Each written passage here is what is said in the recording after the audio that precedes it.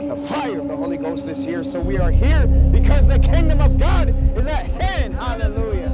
It's the year 2050, and believing in God just made you a threat. I know who God, please help me. you are. Believe in me. Everyone thought the world was finally fixed. No wars, no hunger, no uncertainty. Global peace has been declared. But then he revealed himself, not as a monster, as a solution. The Antichrist didn't demand worship. He offered optimization. Therefore, governments plugged AI into everything. Healthcare, money, education, behavior. I am bringing you solutions. Believe the system? Green light. Question it?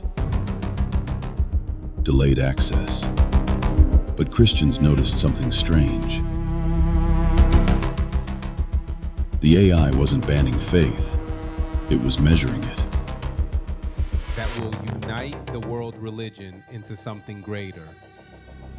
Prayer flagged as inefficiency, scripture labeled as misinformation, conviction marked as instability.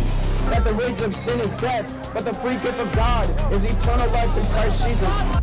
Therefore, believers disappeared, not arrested, just erased from relevance. No jobs, no platforms, no voice. But that's when it clicked. This wasn't a war against people. It was a war against conscience.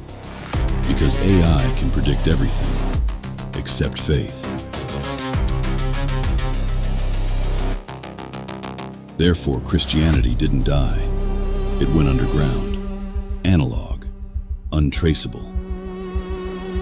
No cloud, no algorithm, just belief. The Antichrist didn't need to silence the church. He just made faith optional.